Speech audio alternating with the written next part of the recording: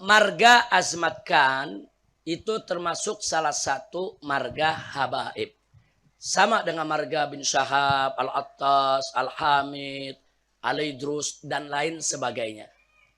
Hanya saja yang jadi persoalan bahwa azmatkan yang betul-betul diakui sebagai azmatkan, yang nasabnya bersambung lewat jalur laki-laki terus sampai ke atas. Nah, jadi nggak boleh ada nasab tahu-tahu fulan bin fulan bin fulan, tahu-tahu di tangannya bin fulanah perempuan. Habis perempuan baru binti fulan lagi, baru nyambung. Itu nggak masuk. Jadi nasab itu kita garisnya garis anak lelaki. Nah, saya rasa jelas ya. Nah, ini yang jadi persoalan. Nah, jadi ada oknum-oknum mengaku sebagai asmatkan, tapi setelah diperiksa ternyata nasabnya dari garis nyainya, dari garis ibunya, dari garis neneknya. Itu nggak termasuk asmatkan. Asmatkan itu harus betul-betul nasabnya bersambung. Bersambung ke datu-datunya lewat jalur laki sampai yaitu ke Sayyidatul Fatimah binti Rasulullah sallallahu alaihi wasallam. Nah, itu yang perlu kita sampaikan. Jadi artinya asmatkan ada yang asli kalau memang terbukti bersambung, ada juga yang diragukan bahkan tertolak kalau nggak bisa dibuktikan tersambung. Sama dengan bin Syahab. Nah, bin Syahab memang keturunan Rasulullah, tapi tidak tiap orang yang ngaku bin Syahab pasti bin Syahab, kan belum tentu. Mesti dibuktikan betul gak dia bin Syahab. Nah, siapa bapaknya, siapa kakeknya, siapa datuknya, dilihat dulu, diperiksa. Kalau diperiksa itu ternyata nyambung, ya dia bisa jadi bin Syahab yang betul. Saya contohkan, ada satu dai di Sukabumi. Satu dai di Sukabumi, dia ngaku bin Syahab, ternyata bukan.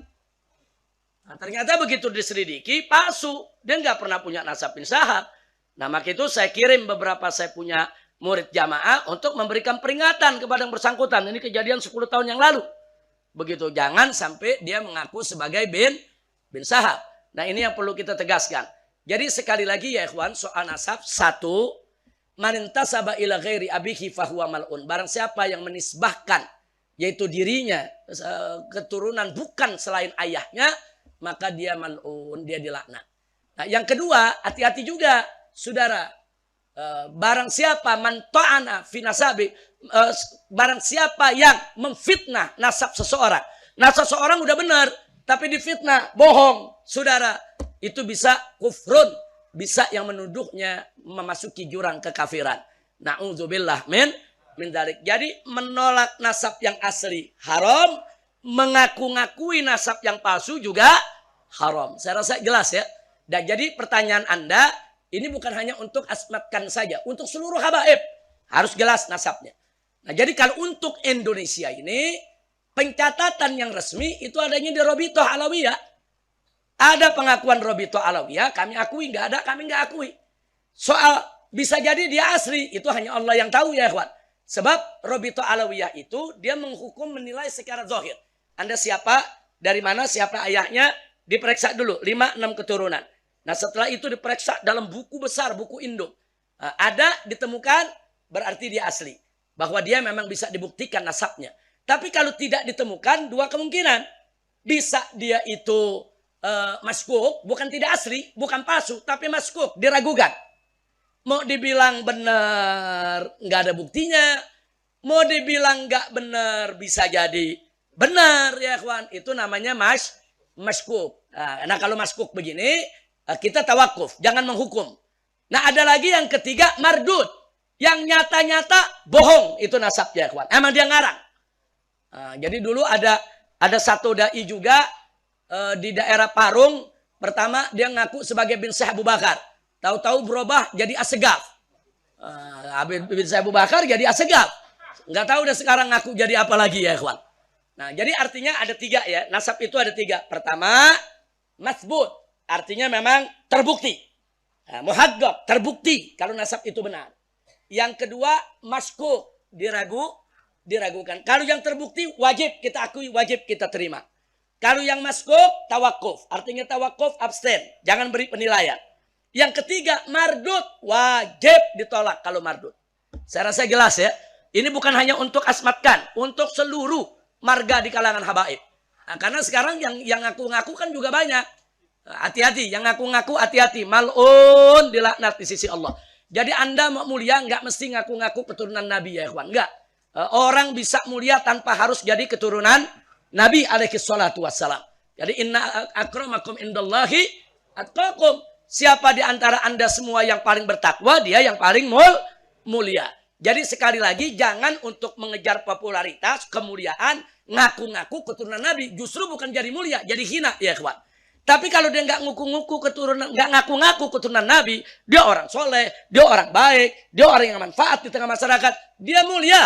Jadi kemuliaan itu bukan hanya milik keturunan Nabi. Yang bukan keturunan Nabi juga banyak orang-orang mulia. Karena mereka bertakwa kepada Allah. Itu satu yang saya mau ingatin. Kedua, saudara, soal keturunan Nabi ini nggak ada pendaftarannya.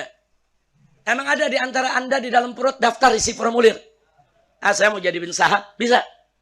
Saya mau jadi orang Jawa, bisa. Saya mau jadi orang Sunda, bisa. Saya tanya, Anda sebelum lahir ada pendaftaran nggak? Anda jadi orang Sunda kehendak siapa? Anda jadi orang Jawa kehendak siapa? Anda jadi orang Arab kehendak siapa? Anda jadi keturunan Rasulullah kehendak siapa? Semua kehendak Allah. Habib Ali mungkin daftar mau jadi Alatas Habib Ali. Nggak ada. Habib Zaki ada daftar jadi Ala Idrus.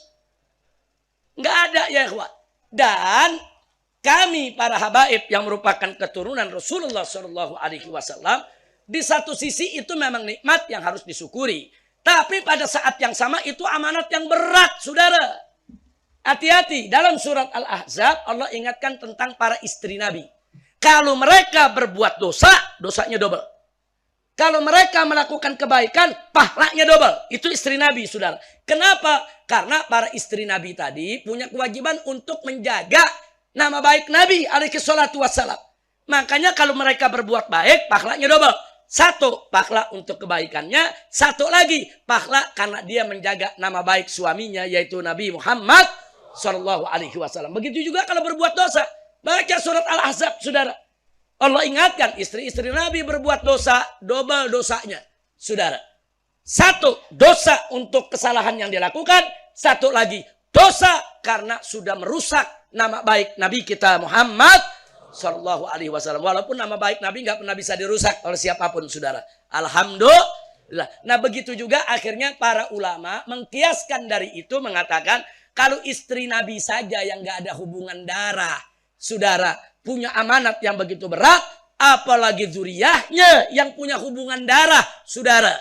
Maka itu zuriyah Nabi ini di satu sisi nikmat, dia mesti syukuri kepada Allah. Tapi di sisi lain amanat yang berat.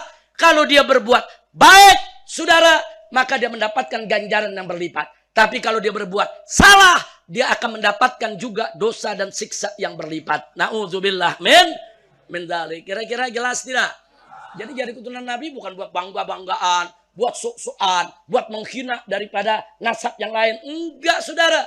Syukuri menjadi keturunan Nabi dan jaga amanat. Jadi suri tauladan buat umat. Jaga nama baik Nabi Muhammad Sallallahu Alaihi Wasallam.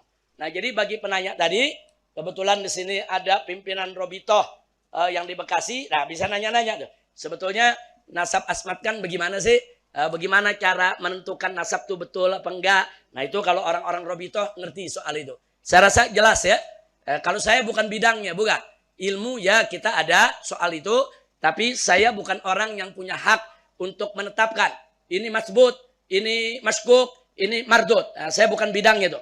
Nah, itu yang punya wewenang bidang itu adalah salah satunya Robitoh Alawiyah. Itu untuk di Indonesia. Nanti di Afrika ada juga seperti Robitoh. Di India ya juga seperti Robitoh. Jadi para ulama baik habaib maupun bukan habaib sejak lama bekerja sama untuk menjaga kemurnian daripada nasab para keturunan Nabi Muhammad Sallallahu Alaihi Wasallam.